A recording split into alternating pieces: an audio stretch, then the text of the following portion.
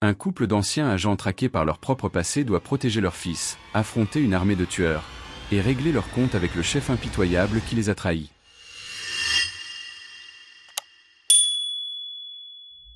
À Miami, l'ancienne agente Kyra observe la pièce où se cache sa cible. L'homme donne des ordres à un groupe de soldats qui sont actuellement à la recherche d'un homme dans un autre bâtiment. Ils y pénètrent avec une grenade fumigène et fouillent chaque pièce, en vain. L'homme s'approche de la fenêtre en se demandant pourquoi leurs informations étaient fausses, et Kyra en profite pour sortir un pistolet et lui tirer une balle dans la tête à distance. Sur l'ordinateur de l'homme, on voit que les soldats cherchaient le mari de Kyra, Isaac. Pendant ce temps, l'ancien agent Isaac s'occupe de son fils de 4 ans, KY. Après avoir mis ses aides auditives, Isaac entend qu'il lui demandait si les cicatrices sur son corps proviennent de combats contre des méchants. Isaac répond par l'affirmative et explique que Kyra est toujours en train de les combattre. C'est pourquoi elle ne peut pas vivre avec eux. Plus tard, KY s'endort et Isaac écoute la chanson qu'ils ont jouée à leur mariage en se remémorant ce moment important. Le lendemain, en quittant la maison, Isaac remarque une voiture mystérieuse qui passe. Il se rend au centre-ville avec KY, qui chante les chansons préférées de son père sur la banquette arrière. Alors qu'Isaac essaie de se garer, une autre voiture s'interpose et manque de le faire s'écraser. L'autre conducteur l'insulte avant de partir. À la banque, Isaac remarque des frais de retrait supplémentaires et se dispute avec l'employé. Alors qu'Isaac est distrait, KY s'éloigne. Soudain, 3 braqueurs font irruption dans le bâtiment et tirent au plafond, semant la panique. Alors que les braqueurs commencent à faire tomber des gens, Isaac essaie d'appeler Ki, mais le garçon est trop effrayé pour bouger. Un braqueur dit à Isaac de s'éloigner, mais Isaac reste calme et lui demande de laisser au moins KY le rejoindre. Le braqueur pointe son arme sur l'enfant, alors Isaac lui dit de se couvrir les oreilles et de fermer les yeux. Isaac retire alors ses aides auditives et saute en avant pour éliminer tous les braqueurs en quelques mouvements, sauvant toutes les victimes. Il prend KY et quitte le bâtiment, remarquant que les caméras de sécurité ont tout enregistré. Pendant ce temps, au Mexique, le secrétaire général du G7, Jacques, regarde les informations et apprend que le bureau de l'inspecteur général va enquêter sur le passé de Jacques en tant que chef de la CIA, car on le soupçonne d'être un espion. À ce moment, son assistant Patrick lui apporte un rapport important. Kyra a tué un autre ancien agent d'une équipe appelée Shadow Force.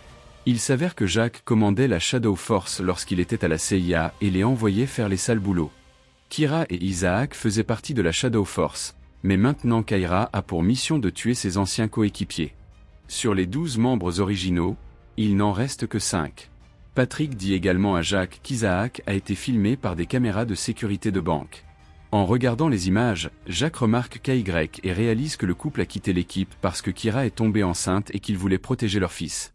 Jacques envoie ses hommes pour attraper le couple et met une prime de 50 millions de dollars sur leur tête. En Espagne, l'agent Andy regarde son petit ami et coéquipier Hank jouer au basket tout en recevant des informations sur Jacques par son oreillette. Hank devient assez agressif lors d'une dispute avec un autre joueur, alors Andy le rappelle et lui rappelle qu'ils sont censés être sous couverture. Il s'avère qu'ils travaillent tous les deux pour l'inspecteur général et recherchent d'anciens membres de la Shadow Force. À ce moment, Andy reçoit également les images de la banque. Au centre de commandement du G7, Jacques rencontre certains des dirigeants les plus importants du monde pour discuter de son scandale. Il explique qu'il y a 8 ans, le gouvernement américain lui a demandé de diriger un programme top secret appelé Shadow Force, qui mènerait des missions classifiées dans le monde entier. Les agents Isaac et Kyra sont tombés amoureux, ce qui était contre les règles, alors ils ont quitté l'organisation. Ils ont emporté des informations très sensibles avec eux, donc une prime a été mise sur leur tête depuis un certain temps. En raison du récent scandale, Jacques a doublé la prime pour accélérer leur élimination. Pendant ce temps, Isaac et KY s'échappent en Colombie. Après avoir traversé la forêt, ils atteignent une vieille cabane inondée où ils se cacheront pendant un certain temps. Isaac s'assure que l'endroit est vide avant de laisser son fils entrer. Ce soir-là, pendant le dîner, Ki demande à Isaac pourquoi il a retiré ses aides auditives avant de combattre les méchants. Isaac explique que le manque de bruit l'aide à se concentrer. KY veut savoir si son père a déjà été un méchant. Alors, Isaac dit que dans le passé, lui et Kyra étaient des méchants, pensant qu'ils étaient bons. Mais de nos jours, ils ne font que le bien. À Miami, Kyra reçoit également les images de la banque et s'émeut lorsqu'elle revoit son fils après une longue période. Elle se souvient d'une nuit il y a 4 ans où elle soignait les blessures d'Isaac. Ils avaient déjà quitté l'organisation, mais ils étaient poursuivis par les hommes de Jacques, ce qui mettait Ki en danger. Isaac voulait rejoindre l'équipe pour protéger sa femme et son fils, mais Kira pensait que c'était une mauvaise idée. Elle a révélé que Jacques et elle étaient des partenaires occasionnels et coquins. Cependant, il est tombé amoureux d'elle et a voulu plus. Comme elle l'a repoussé, il l'a rétrogradée et l'a envoyée dans des missions de plus en plus dangereuses. Comme c'était personnel, elle doutait que le retour d'Isaac apaise Jacques. Cette nuit-là, Kyra a décidé d'éliminer toute l'équipe et Jacques lui-même pendant qu'Isaac restait caché avec leur fils. Une fois tous leurs ennemis abattus, elle rejoindrait sa famille et ils pourraient vivre en paix. Dans le présent, Kyra envoie un message crypté à Tati concernant l'incident de la banque, et Tati accepte de l'aider. Tati informe Hank qu'ils abandonnent cette mission et cherchent plutôt Isaac. Après tout, ils ne font que suivre les anciens agents pour obtenir des informations sur Jacques, et Isaac peut également les fournir. Au milieu de la nuit, Isaac se réveille lorsqu'il entend un bruit. Il fouille la maison, son arme prête, et voit des empreintes de pas mouillées sur le sol. Soudain, quelqu'un lui saute dessus et le désarme. Un combat sans suite. L'intruse est Kyra, qui gronde Isaac pour avoir fait sauter sa couverture et mis KY en danger. Alors qu'ils continuent à se battre, ils se frappent l'un l'autre en utilisant n'importe quel objet disponible et même le mur. Les meubles sont détruits, mais le couple ne s'arrête pas tant qu'il ne découvre pas que KY les a regardés tout ce temps. Au début, le garçon ne reconnaît pas Kyra, mais quand elle lui dit qu'elle est sa maman, il la serre enfin dans ses bras et lui dit qu'elle lui a manqué. Pendant ce temps, Jacques a rassemblé les agents restants de la Shadow Force chez lui et annonce que la prime pour Kira et Isaac a été doublée à 100 millions. Il leur offre également tout le soutien dont ils pourraient avoir besoin pour mener à bien la mission. Grâce à un espion nommé Avery, Jacques a les informations nécessaires pour que les agents retrouvent le couple en fuite. Le matin, Kira est surprise de découvrir que son fils est somnambule. Elle dit à Isaac qu'elle a tué tous les agents qui se sont approchés trop près de lui, mais maintenant Jacques a officiellement rassemblé le groupe et ils les traqueront bientôt. Isaac décide qu'il est temps de riposter. Cependant, ils auront besoin d'aide. Kyra dit qu'il pourrait demander à Andy et Hank, mais Isaac n'est pas d'accord, soulignant que puisque ces deux-là travaillent pour le gouvernement, leurs mains seront liées. Une autre dispute s'ensuit, et un Isaac en colère s'en va. Quelques instants plus tard, le couple se rend au sous-sol pour s'entraîner au tir. Kira touche la cible en plein centre, mais Isaac est à quelques centimètres. Il rappelle à sa femme qu'il n'a pas été aussi actif qu'elle, donc il n'a plus d'entraînement. Cependant, Kira continue de le taquiner, disant qu'il a toujours été un mauvais tireur et montrant la cicatrice sur son épaule causée par un de ses tirs manqués. Après qu'elle a quitté la pièce, Isaac ouvre le feu à nouveau, et cette fois il touche parfaitement le centre. Ensuite, Isaac accepte de travailler avec Tati et Hank, alors Kyra lui montre la puissante voiture tactique qu'elle a apportée avec elle. Ils doivent attendre qu'Annie les contacte. En attendant, ils doivent rester en mouvement. Bientôt, Kira et Hank montent dans un avion pour la Colombie. Pendant le vol, Annie regarde une caméra secrète qu'elle a sur un agent de la Shadow Force et le remarque changer de sujet des activités illégales à la météo. Elle se demande si quelqu'un l'a prévenu, mais Hank pense que le gars essaie juste de garder sa couverture. Dans la voiture, Kyra et qui chante la chanson préférée d'Isaac. Alors il éteint l'une de ses aides auditives. Lorsque la voiture entre dans une zone brumeuse, le radar détecte d'autres véhicules qui les suivent. Kyra cache immédiatement KY dans un compartiment secret, en lui disant d'attendre patiemment pendant que ses parents s'occupent de quelques méchants. Elle lui met également un casque pour qu'il puisse rester en contact. Maintenant que KY est en sécurité, Isaac commence à conduire plus vite. Les ennemis les encerclent des deux côtés, se révélant être 6 hommes à moto. Ils ouvrent le feu avec des fusées éclairantes lumineuses qui brisent les vitres de la voiture. L'une d'elles atterrit sur le capot et Isaac perd la visibilité pendant un certain temps, ce qui permet à une autre voiture de les rattraper. Soudain, un camion arrive et détruit l'autre voiture avant de percuter le véhicule du couple par l'arrière. Alors que les motos se rapprochent, le camion ouvre le feu avec des balles normales, alors Kyra ouvre la trappe de toit et commence à riposter. Après que le camion a percuté à nouveau la voiture, Isaac doit commencer à aller encore plus vite. Les balles de Kira ne font rien sur le camion car il est par balles, alors elle tire plutôt une grenade et l'avant du camion prend feu. Isaac déplace la voiture sur le côté et le camion apparaît à côté d'eux, ce qui permet au Caire de mettre le feu à son arrière également. Bientôt, le camion explose et Isaac conduit autour de l'explosion qui en résulte. Malheureusement, la route est bloquée et d'autres hommes les attendent en ouvrant le feu. Une balle détruit un pneu et la voiture commence à glisser sur la route jusqu'à ce qu'elle atteigne la colline où elle dégringole et tombe dans la rivière. Quelques instants plus tard, toute l'équipe de Jacques fouille la rivière à la recherche des corps. Cependant, la famille s'est déjà échappée et se cache dans les bois. Le trio se déplace pour se cacher dans une mine abandonnée, et le couple convient qu'il doit y avoir une taupe qui a révélé leur emplacement. Kira dit à Isaac qu'elle les a toujours surveillés, et Isaac confirme qu'il sait qu'elle a un jour touché son cou dans une foule. Le lendemain matin, Isaac se réveille et constate que Kira est partie. Pendant ce temps, Jacques est furieux parce que son équipe n'a pas pu trouver les corps, ce qui signifie que le couple est toujours en liberté. Il exprime sa colère en se battant contre Patrick et Parker, qui essaient de se défendre. Cependant, Jacques est toujours un excellent combattant et les assomme facilement avant de les licencier. À ce moment, Jacques reçoit un appel d'Avery, qui a des informations sur Kira et Isaac. Jacques réembauche Patrick et Parker et leur dit de se mettre en route. En ville, Tati et Hank montent dans leur camionnette seulement pour se figer quand Isaac apparaît sur la banquette arrière avec une arme et KY à côté de lui. Isaac pense que le couple a révélé leur emplacement, mais il jure qu'ils sont de son côté. Le moment est très tendu.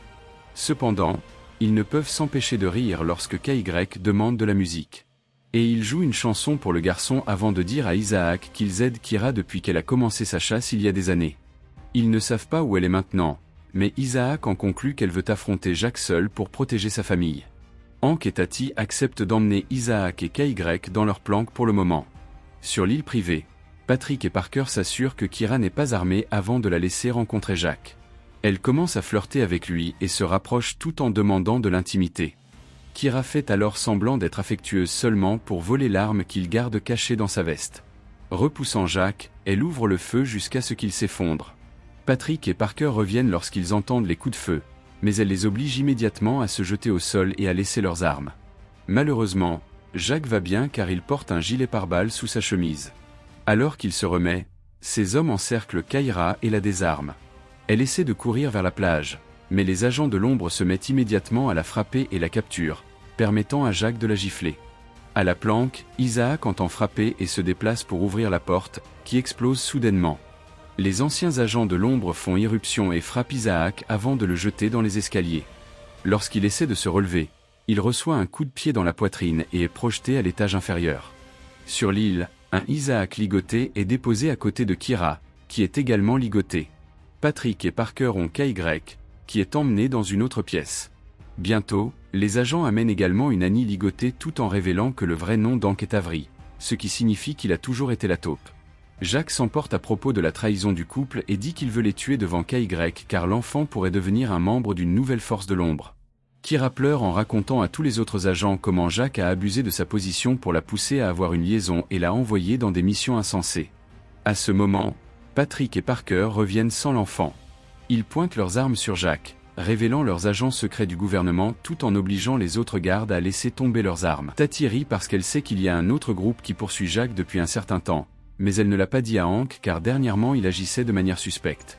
Quand l'un des agents de l'ombre essaie de saisir son arme, Parker lui tire immédiatement une balle dans la tête, ce qui fait rire Tati, Isaac et Kira. Les autres agents de l'ombre partagent un regard et se saisissent de leurs armes pendant que l'un d'eux lance une grenade. Les trois héros voient cela venir et sautent pour se mettre à l'abri. Le chaos s'ensuit alors que tout le monde ouvre le feu et Patrick est rapidement abattu. Jacques reçoit une balle dans le dos et doit courir pour se cacher. Tati saute sur un agent et le poignarde avec son propre couteau. Kira et Isaac parviennent à prendre les armes que les gardes ont laissées tomber plus tôt et ripostent avec Parker, qui est blessé à la hanche alors qu'il manque de munitions. Ensuite, Tati lui apporte des balles supplémentaires et lui demande l'emplacement de KY afin qu'elle puisse le sauver pendant que Parker s'occupe de Jacques. Hank profite du chaos pour s'échapper avec un sac d'argent. Lorsque Parker se rétablit, un agent le plaque et commence à se battre avec lui au sol. Ils échangent plusieurs coups et l'agent parvient à le poignarder, mais maintenant elle est assez proche pour que Parker lui vole son arme et lui tire une balle dans la tête. Dans la pièce, une autre agente constate que cela ne mène nulle part et s'en va. Kira remarque qu'un gars tombé a une autre grenade, alors elle tire dessus pour provoquer une grosse explosion. Elle et Isaac sautent dehors tandis que les deux derniers agents sont gravement blessés, alors ils s'enfuient aussi. Quand Jacques sort de sa cachette, Parker essaie de lui tirer dessus par derrière et manque de munitions à nouveau. Jacques lui tire dessus pour le mettre à genoux. Il manque également de balles et ne peut pas le tuer, alors il s'en va. Pendant ce temps, Hank essaie d'atteindre le bateau et trouve KY, qui le dénonce comme étant un méchant. Cette distraction permet à Tati de se faufiler derrière Hank et de le capturer dans une prise d'étranglement tout en disant à qui d'attendre au coin de la rue. Puis Tati se met à frapper Hank, inconsciente que KY les regarde. Quoi qu'il en soit, Kira trouve l'agente à l'intérieur de la maison et elle se tire dessus avant de décider de se battre au corps à corps. Elles tombent à travers le mur et continuent leur bataille sur le pont où elles échangent un tas de coups et de coups de pied avant que Kira ne parvienne à attraper un couteau qu'elle utilise pour poignarder le cou de son ennemi avant de la faire tomber. Au même moment, Isaac trouve 2 agents sur le rivage qui essaient de s'échapper et tire sur leur sac d'argent pour les faire courir après lui. Il attend derrière un mur et observe leurs ombres jusqu'à ce qu'ils soient assez proches pour ouvrir le feu. Une balle frappe une bouteille d'essence et l'explosion met le feu à un agent, le projetant dans l'océan. L'autre agent s'enfuit immédiatement. Ensuite, Isaac retourne dans la pièce principale et retrouve Kira et KY. Kyra veut partir, mais Isaac dit qu'ils seront à nouveau pourchassés, alors ils doivent en finir pour de bon en tuant Jack. Le couple laisse KY sous la garde de Tati et court pour monter sur un bateau pour poursuivre Jack, qui est sur son propre bateau, s'échappant avec le dernier agent. Une course-poursuite s'ensuit avec les 2 bateaux roulant incroyablement vite et ouvrant le feu en même temps. Après de nombreux virages soudains, Jack commence à pousser son bateau contre celui de Kira, ce qui fait tomber Isaac. Il s'accroche au bord et tire quelques balles de plus avant de remonter. Kira se joint au tir tout en poussant également le bateau, ce qui distrait Jack. Son bateau percute un autre navire, et l'impact le fait voler jusqu'au rivage, où il explose lorsqu'il s'écrase. Au cas où leurs ennemis se seraient échappés de l'explosion, le couple se rend également sur le rivage pour les chercher. Isaac entre dans les bois et trouve le dernier agent. Alors, après quelques coups de feu, il commence à se battre au corps à corps. Il y a beaucoup de luttes et l'agent jette même Isaac contre un arbre, mais il n'abandonne jamais et continue de se battre, ce qui oblige l'agent à sortir une épée. Isaac enlève ses aides auditives, ce qui l'aide à se battre plus efficacement et à faire tomber le gars qui est poignardé à mort. Non loin de là, une fête de mariage a lieu, alors Jack y fait irruption et tire au plafond pour faire fuir la foule. Kira entend les coups de feu et les cris et les suit jusqu'à l'endroit du mariage où elle trouve Jack en train de boire. Il tire sur les décorations pour provoquer une petite explosion qui rejette Kira en arrière. Elle se remet rapidement et commence à se battre contre Jack, qui est un guerrier très habile et parvient à la faire tomber après beaucoup d'efforts. À ce moment, Isaac entre et n'entend pas l'avertissement de Kira. Alors, quand il se retourne, il trouve Jack qui la tient sous la menace d'une arme.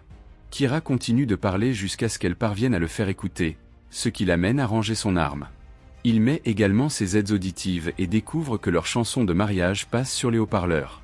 Puis Kyra regarde son épaule comme un signe pour le laisser ouvrir le feu. Isaac tire sur Jack à travers l'épaule de sa femme et Kyra est libérée, alors elle en profite pour lui tirer dessus aussi. Alors que le corps de Jack tombe dans la piscine, le couple se retrouve avec un baiser. 6 mois plus tard, KY peut avoir une fête d'anniversaire normale. Kira reçoit un appel de Tati, qui a quitté son emploi au gouvernement et prévoit de commencer une meilleure version de la Shadow Force basée sur l'intégrité.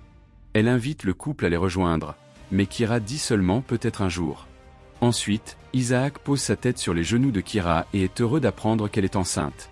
Assurez-vous de vous abonner et d'activer les notifications pour pouvoir regarder plus de vidéos comme celle-ci. Merci d'avoir regardé.